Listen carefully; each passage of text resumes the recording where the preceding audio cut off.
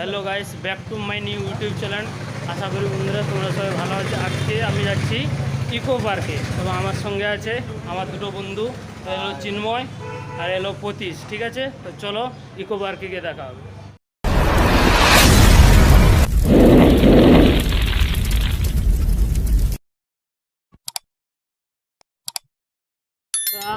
তা আমরা যাচ্ছি এখন ইকো পার্কে। এখন আমরা রাস্তায় আছি, ঠিক আছে। আর একটু টাইম লাগবে পৌঁছতে। তা এখন রোদ প্রচুর, এখন 3:30 বাজে। তা রোদ ওই জন্য অনেক। সামনে একটা রাম মন্দির আছে, ওটা দেখাবো তোমাদের। ঠিক আছে, কেমন লাগলো ওটা কমেন্টে জানাবে অবশ্য। দেখো, ঠিক আছে, এটা রাম মন্দির, কলকাতার মধ্যে সব থেকে বড় রাম মন্দির। ঠিক আছে, দেখতেই পাচ্ছ তোমরা। আমরা এখন মন্দিরের সামনে দিয়ে যাচ্ছি ইকো পার্কে। ঠিক আছে, খুব সুন্দর লাগছে। তোমাদের কেমন লাগছে তোমরা কমেন্টে জানাবে অবশ্য। এটা হলো রাম মন্দির। এই দেখো, দেখতে পাচ্ছ ফ্রেন্ডস, তোমরা সবাই দেখতে পাচ্ছ কেমন লাগছে, খুব ভালো লাগছে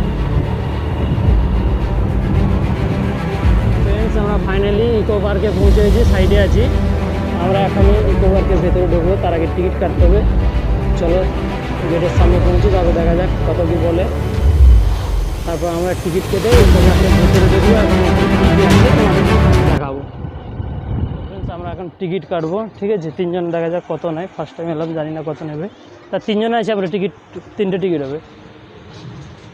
দেখা যাক ফ্রেন্ডস কত নেয়। 3টে টিকিট কত? 90 টাকা। তো ফাইনালি আমরা টিকিট নিয়ে নিয়েছি 3জনের। দেখতে পাচ্ছ 90 টাকা নিয়েছে। চিন্ময় কই? চিন্ময় দাঁড়িয়ে আছে এখানে, দেখতে পাচ্ছ। খুবই সুন্দর লাগছে দেখতে। এটা ইকো পার্কে গেটের সামনে।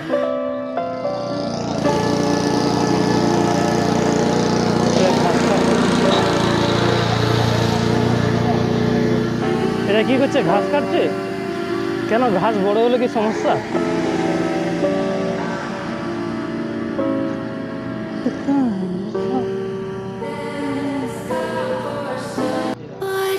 শুধু গোলাপ ফুল, যেটা গোলাপ বাগান।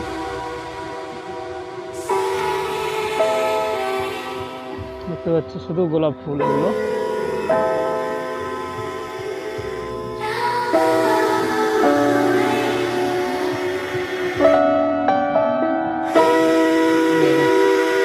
শুধু গোলাপ বাগান।